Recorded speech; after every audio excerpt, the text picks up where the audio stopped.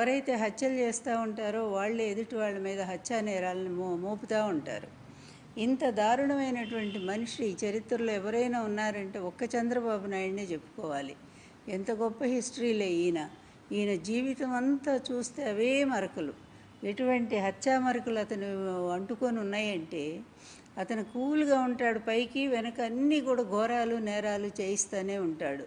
అవి నాకు చాలా తెలుసు, ఎందుకంటే నేను చాలా ప్రత్యక్షంగా చూశాను. డైరెక్ట్గా కత్తులతో కటార్లతో చంపల మా ఆయన్ని, ఆయన అవమానంతో చంపేశాడు. నిజమైన హంతకుడు ఎవరంటే ఈయనే.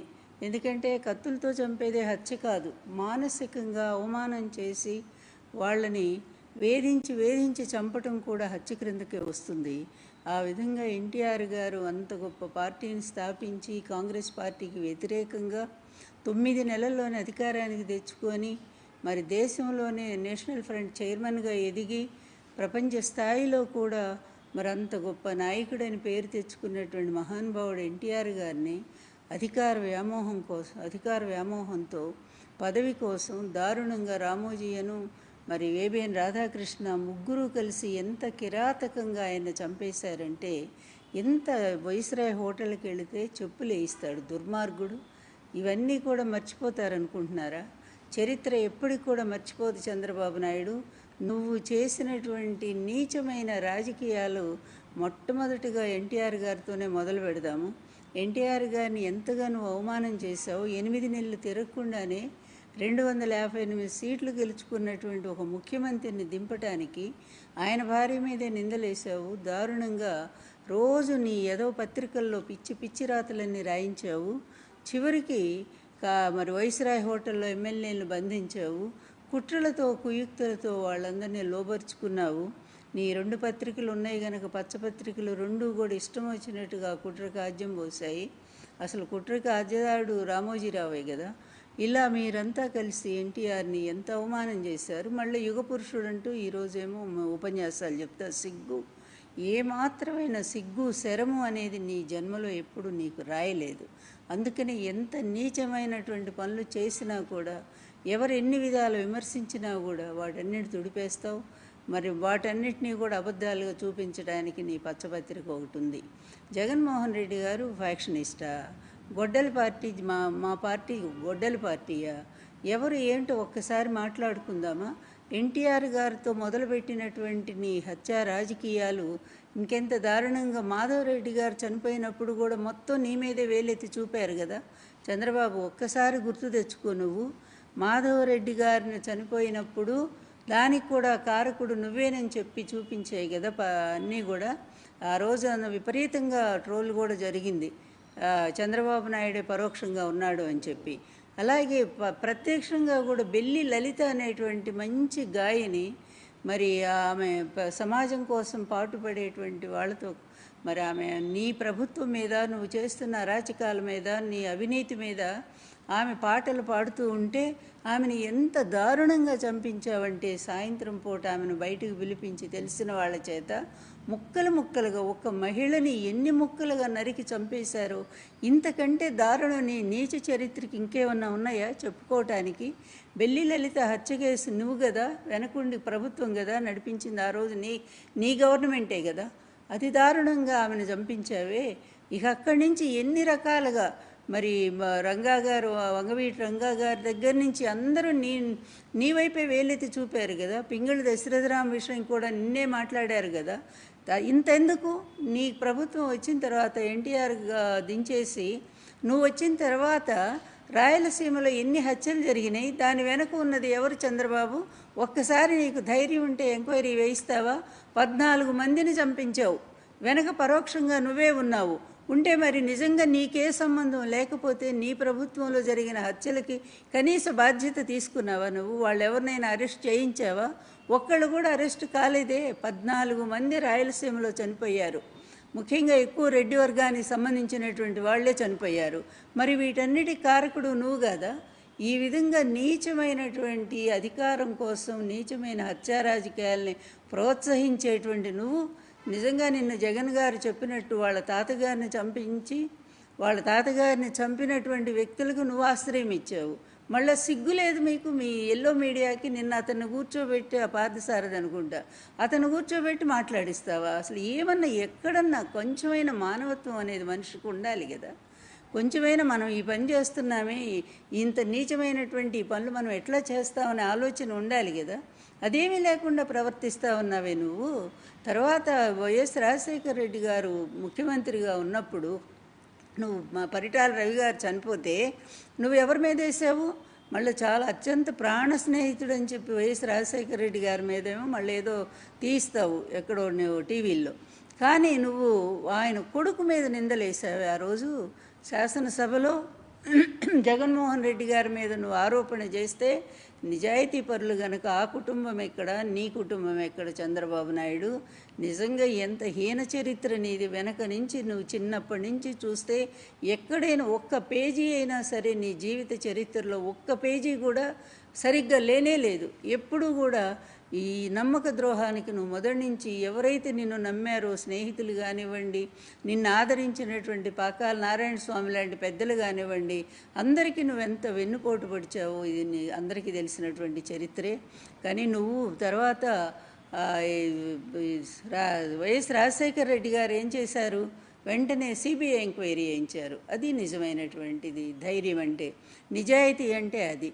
అట్లాంటి వ్యక్తిని నువ్వు సిబిఐ ఎంక్వైరీ వేశారు. సిబిఐ ఎంక్వైరీలో ఎక్కడ కూడా జగన్ గారి పేరు లేదు. మొదటి నుంచి జగన్ గారి మీద, వైఎస్ రాజశేఖర రెడ్డి గారి మీద పడి ఏడుస్తూనే ఉన్నావు కదా. నీ ఏడు పాడుగాను, ఎందుకంటే అమాయకుడైనటువంటి ఎన్టీఆర్ గారిని పొట్టన పెట్టుకున్నావు. అట్లాగే నీకు అడ్డం లేకుండా, ఎవరు ఎదురు లేకుండా నువ్వే కంటిన్యూ ముఖ్యమంత్రి కావాలనే ఒక దురుద్దేశంతోనే వైఎస్ రాజశేఖర రెడ్డి గారి మరణం వెనక కూడా అందరూ నిన్నే వేలెత్తి చూపారు. తెలుసా నీకు చంద్రబాబు నాయుడు? ఎందుకంటే నువ్వు అసెంబ్లీలో 3 రోజుల ముందే కదా నువ్వు మళ్ళీ తిరిగి రావని మాట్లాడిన మాటలు అప్పుడు ప్రతి ఒక్కళ్ళు కూడా తెలుగునాట మాట్లాడుకున్నారు. నీకు అన్నీ తెలుసు. ఎందుకంటే ఆ కుట్రకు నువ్వే కదా కేంద్ర బిందువు. నేనన్నమాట కాదు కదా, ఎన్టీఆర్ గారే అన్ని కుట్రలకి కేంద్ర బిందువు నా అల్లుడనబడే ఈ చంద్రబాబు నాయుడు అని చెప్పి ఆయన జామాత దశమ క్యాసెట్లో కూడా చెప్పారు కదా. ఇలా ఎన్ని కుట్రలు చేస్తావు? నీ బతుకంతా ఇంతేనా చంద్రబాబు నాయుడు? 77 ఏళ్ళు 78 ఏళ్ళు వచ్చినాయి ఈ పాడు బతుకు. ఎందుకయ్యా నీకు ఇంకా కూడా ఏం ఆశ? పాడు ఆశ. ఎన్నాళ్ళు ఏమన్నా 100 ఏళ్ళు అయితే బతకం కదా. 100 ఏళ్ళు బ్రతికినా కూడా ఒక అధము బ్రతికే కదా అది. కళ్ళు కనపడక, కాళ్ళు పోయి, ఏదో అన్నట్టు మతిపోయి, ఇప్పటికే పోయింది అనుకో మతి. అట్లాంటి బతుకు కూడా ఒక బతికే అవుతుందా? కనీసం వెళ్లే ముందు 4 మంచి పనులు చేశాడు మాకు అని చెప్పి జనం చెప్పుకునే పని ఒక్కటన్నా చేసావా? ఇప్పటికే అవే కుట్ర రాజకీయాలు. నీ వారసుడు లోకేష్. ఈ లోకేష్ ఒక పెద్ద నాయకుడా, ఒక మేధావా? ఒక్క సబ్జెక్టు మీద 5 నిమిషాలు మాట్లాడలేనటువంటి ఒక పనికిమాలిన వాడిని తీసుకొచ్చి ఆయన ముఖ్యమంత్రిగా చేయడానికి ఇష్టం వచ్చినట్టుగా నువ్వు ఈ కుట్రలకన్నీ తెరదీస్తావా? ఎవరిది గొడ్డల పార్టీ చంద్రబాబు? నీది కదా. నువ్వు చేసినటువంటి నీచ రాజకీయాలన్నిటి మీద ఒక్క విచారణ వేయిద్దామా? ఒక్క సిబిఐ ఎంక్వైరీ చేయిద్దామా? ఎన్టీఆర్ గారిని మరణానికి కారకుడైనటువంటి ఆ సంఘటన దగ్గర నుంచి ఇప్పటి వరకు కూడా, ఈరోజు కూడా రాష్ట్రంలో నీ ప్రభుత్వంలో ఇష్టం వచ్చినట్టు వైఎస్ఆర్ కాంగ్రెస్ పార్టీ నాయకుల్ని ఇష్టం వచ్చినట్టు చంపిస్తూ ఉన్నారే. మీ వాళ్ళంతా కూడా ఒక్కడన్నా నువ్వు అరెస్ట్ చేసావా? రాషీద్ మొదలుకొని ఎంతమందిని చంపుతావు? ఎంతమంది ఆడపిల్లల మీద అత్యాచారాలు చేస్తున్నారు? నువ్వెట్లాంటి వాడివో నీ పార్టీని కూడా అట్లాగే తయారు చేసావు. ఇది ఎన్టీఆర్ పార్టీ కానే కాదు. నేను చెప్తున్నా, ఇది చంద్రబాబు మార్కు పార్టీ, తెలుగుదేశం. అందుకే అంత అసహ్యం నాకు నీ పార్టీ అన్నా నువ్వన్నా కూడా. ఇంత నీచానికి దిగజారినటువంటి నువ్వు ఒక నిజాయితీపరుడు, ఒక నిష్కళంకుడు, ప్రజల కోసం, పేదవర్గాల కోసం పాటుపడే వైఎస్ రాజశేఖర రెడ్డి గారు లాంటి వ్యక్తిని ఆ రోజు నుంచి ఏడుస్తూనే ఉన్నావు ఆ కుటుంబం మీద పడి. ఆ కుటుంబంలో వాళ్ళ అమ్మాయినే నువ్వు విడదీసావు వాళ్ళ నుంచి. ఆ అమ్మాయిని ఒక ఆయుధంలాగా మార్చుకున్నావు డబ్బిచ్చి. సరే, నువ్వు నీ రాజకీయాలన్నీ ఇలాగే ఉంటాయి కదా, నీ పనికిమాలిన రాజకీయాలన్నీ. కానీ గొడ్డల పార్టీ ఏంటి? ఈ దరిద్రం ఏంటి? అస్తమాను అసలు ఒక ముఖ్యమంత్రి స్థానంలో ఉండేటువంటి నువ్వు కనీసం మాట, మర్యాద, మన్నన అనేది కూడా తెలియదా నీకు? ఏదైనా సరే అబద్ధాలు చెప్పడానికి కూడా ఒక అర్థం లేదా? మొన్నటిదాకా లడ్డు మీద పడి ఏడ్చావు. అది అబద్ధమని తేలటంతో చివరి సుప్రీంకోర్టే కలుగజేసుకునేసరికి నోరు మూసావు. ఇంత అబద్ధమాడినటువంటి నువ్వు అసలు రాజీనామా చెయ్యాలి కదా ఒక ముఖ్యమంత్రిగా. స్వయంగా నువ్వే చెప్పి మళ్ళీ ఎలా సిగ్గు లేకుండా పదవిలో కొనసాగుతూ ఉంటారు. ఇన్ని అబద్ధాలు జగన్ గారి మీద సృష్టించారు. ఇప్పుడు మళ్ళీ గొడ్డల పార్టీ మొన్న స్పష్టంగా చాలా సిబిఐ కానీ 3 సార్లు పంపించావు నీ లాయర్తో ఆమెని సునీత అని వాళ్ళందరినీ కూడా. ఏమైంది ఫైనల్గా? ఏమీ లేదు కేసులో. అసలు జగన్ గారికి భారతిరెడ్డి గారి సంబంధమే లేదని చెప్పి కోర్టే చెప్పింది కదా, సిబిఐ కోర్టు. అయినా కూడా గొడ్డల పార్టీని ఎలా మాట్లాడతావు? అసలు సిగ్గుందా నీకు చంద్రబాబు నాయుడు? ఏమాత్రమైనా సిగ్గుందా ఇలా అబద్ధాలు ఆడటానికి? స్వయంగా కోర్టులు సిబిఐ అన్నీ చెప్పినా కూడా ఆయన లేదని మళ్ళీ అదే మాట అదే పాట పాడుకుంటూ నువ్వు. ఎందుకంటే నీకు మొదటి నుంచి కూడా ఈ గోబెల్స్ ప్రచారం అనేది అదో ఇష్టం కదా. నీవు పనికి మాలినటువంటి ఒక పచ్చ మందను పెట్టుకున్నావు నువ్వు, మీడియా మందని. అది ఒక పనికి మాలిన మంద. ఎందుకంటే జర్నలిజానికి ఒక పెద్ద మచ్చ నీ మీడియా కూడా. వస్తుంది మీకు వాళ్ళకు కూడా అందరికీ రాబోతుంది. ఏంటంటే ముందుంది ముసళ్ళ పండుగ అనేది. ఇట్లాంటి ఏదో జర్నలిజము, ఇలాంటి తప్పుడు మనుషులు ఈ సమాజంలో ఉంటే సమాజం ఇప్పటికీ ఎలా భ్రష్టు పెట్టిపోయిందో అందరికీ తెలిసినటువంటి అంశమే. అందువలన త్వరలోనే మీకు ఆ వినాశకాలం అనేది దాపురించబోతుంది. ఇంకా నీ ఎత్తుగడలు, లేకపోతే నీ కుట్రలు, నీ కుయుక్తులు ఇవన్నీ కూడా బెడ్స్ కొట్టేటువంటి రోజు తొందరలోనే ఉందని చెప్పి నేను చాలా స్పష్టంగా చెప్తా ఉన్నాను. చంద్రబాబు నాయుడు, నువ్వు ఇప్పటికైనా సరే అబద్ధాలు మానేసేయి, వాస్తవం ఏదో అది చెప్పు. మొన్న కూడా విన్నాను నేను గొడ్డల పార్టీ. ఏంది గొడ్డల పార్టీయా? వైఎస్ఆర్ పార్టీ. ఎక్కడ ఎవరికైనా తెలుగుదేశం వాళ్ళకి మా హయాంలో అంటే మా జగన్మోహన్ రెడ్డి గారు ముఖ్యమంత్రిగా ఉన్నప్పుడు ఏ ఒక్కళ్ళకైనా అన్యాయం జరిగిందా చెప్పు చంద్రబాబు నాయుడు? ఏ ఒక్క తెలుగుదేశం వాడైనా సరే మా పార్టీ వల్ల, మా ప్రభుత్వం వల్ల బాధపడ్డాడేమో, ఇబ్బంది పడ్డాడేమో ఒక్కటి చెప్పు. ఎంతసేపు డాక్టర్ విషయం తీసుకొస్తావు? ఆ డాక్టర్ని రెచ్చగొట్టింది నువ్వు, ఆ డాక్టర్ని ప్రభుత్వం మీద తిరుగుబాటు చేయించింది నువ్వు, ఒక తాగుబోతూ ఒక మెంటల్ గాడిని అడ్డం పెట్టుకొని ఇష్టం వచ్చినట్టు రాజకీయం చేసింది నువ్వు. వాడు రోగం ఎక్కువై చచ్చిపోతే దాన్ని మళ్ళీ మా ప్రభుత్వం మీద నెట్టింది నువ్వు. అన్నిటికీ దరిద్రమంతా నువ్వే చేస్తావు. వాళ్ళు చావులకే నువ్వే కారకుడు అవుతావు. మళ్ళీ ఏమీ తెలియనట్టు ఎదుటి వాళ్ళ మీద ఆరోపణ చేస్తావు. నీలాంటి మనిషి అసలు ఉండొచ్చా ఈ సమాజంలో చెప్పు? సమాజం ఒక మంచి పరిస్థితుల్లో ముందుకు సాగాల్సినటువంటి పరిస్థితుల్లో అభివృద్ధిని సాధించుకోవాలి. విద్యారంగం కానీ, వైద్య రంగం కానీ, అదేవిధంగా అన్ని విధాలుగా పేద వర్గాలు నిలబడాలి అనే ఒక సంకల్పంతో జగన్మోహన్ రెడ్డి గారు సాగించినటువంటి అద్భుతమైన పరిపాలన ఎక్కడ? ఒక దరిద్ర పరిపాలన కొనసాగిస్తూ అడుగడుగునా కూడా మత్తులో యువతనంతా నింపేస్తా, అదేవిధంగా మరి అవినీతిలో కూరుకుపోయి ప్రతి ఒక్క తెలుగుదేశం వాడు, జనసేన వాళ్ళు ఇష్టం వచ్చినట్టు రాష్ట్రాన్ని దోపిడీ చేస్తూ ప్రజల్ని రోడ్డు మీద నిలబెట్టినటువంటి ఈ మీ దరిద్ర పరిపాలన ఎక్కడయ్యా? అందువలన ఎప్పటికి కూడా మీరును జగన్మోహన్ రెడ్డి గారు ఒక్కటి కాలేరు. జగన్మోహన్ రెడ్డి గారిది కాదు, గొడ్డలి పార్టీ నీది. ఇప్పుడున్న నీ తెలుగుదేశం పార్టీ గొడ్డలి పార్టీ. ఆ పవిత్రుడైనటువంటి ఎన్టీఆర్ గారి పేరును ఉచ్చరించి ఆయన ఎందుకు ఆ పేరును అపవిత్రం చేస్తారు? అదే బాధపడుతుంటాను. మీ నోట ఆయన పేరు వచ్చినప్పుడల్లా నాకు బాధ కలుగుతూనే ఉంటుంది. అందువలన హంతకుల పార్టీ మీది, హత్యా రాజకీయాల పార్టీ మీది, అవినీతికి నిలయం మీ పార్టీ. నీలాంటి వాడు ఇలాంటి వాటన్నిటికీ మరి ఒక అధిపతిగా ఉండి అరాచకాలు సృష్టిస్తున్నటువంటి మిమ్మల్ని ఇంకా మేము కూడా అలాగే పిలుస్తాం రేపటి నుంచి. హత్యా పార్టీ, హత్యా రాజకీయాలకు నిలవైనటువంటి పార్టీ గొడ్డలి పార్టీ మీది. అలాగే బాలకృష్ణ విషయం కూడా అందరికీ తెలిసిందే కదా. మన కుటుంబం అయినా సరే వాస్తవం మాట్లాడుకోవాలి కనుక మాట్లాడుతూ ఉన్నాము. బాలకృష్ణ ఇంట్లో మరి ఆయన మీద ఇద్దరి మీద కూడా ఒకేసారి సత్యనారాయణ గారు, అదేవిధంగా బెల్లంకొండ ఇద్దరి మీద కూడా కాల్పులు జరపలేదా? వాళ్ళు కేసు పెడితే ఆ కేసు బయటికి రానియకుండా అడ్డుపడలేదా? నేను కూడా పడ్డాను. ఆ రోజు వైఎస్ రాజశేఖర రెడ్డి గారిని కలిసి బతిలు ఆడుకోవాల్సి వచ్చింది. మరి అంత దారుణాలు చేసింది మన కుటుంబమే కదా. మరి గన్స్ కల్చర్ ఎవరికి ఉంది? మన దగ్గరే ఉంది కదా. మరి ఇంకెట్లా మాట్లాడతారు మీరు?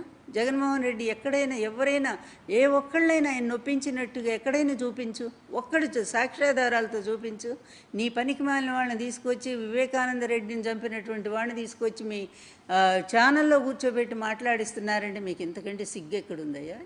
ఎంత దిగజారిపోయారు మీరు. అసలు విలువలు అనేది ఏ కోశాన లేనటువంటి మీరు మాట్లాడేటువంటి నైతిక హక్కు మీకుందా? అసలు మీరు ఆలోచించరు. అది వేస్ట్ కూడా మీకు చెప్పడం అనేది. మేమేం చెప్పినా కూడా ప్రజలకే చెప్తున్నాము.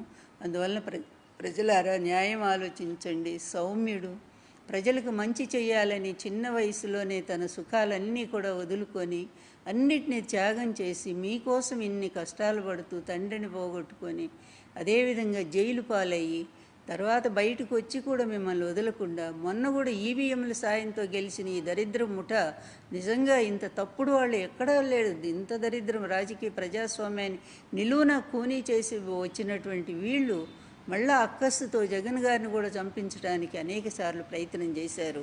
ఇట్లాంటి నీచుల పరిపాలన ఇంకా కొనసాగితే ఆంధ్ర రాష్ట్రం ఎంత ఇప్పటికే వెనకబడిపోయింది, ఇంకా అప్పుల పాలైపోయింది. అందువల్ల అతి దారుణమైనటువంటి పరిస్థితులను మనం ఎదుర్కొంటా ఉన్నాము. ఆంధ్ర ప్రజల దురదృష్టం. ఇటువంటి వాడిని మళ్ళీ రానియకుండా రాజకీయాల్లో చేయాల్సినటువంటి బాధ్యత ప్రతి ఒక్కళ్ళ మీద ఉందని చెప్పి నేను భావిస్తూ ఉన్నాను.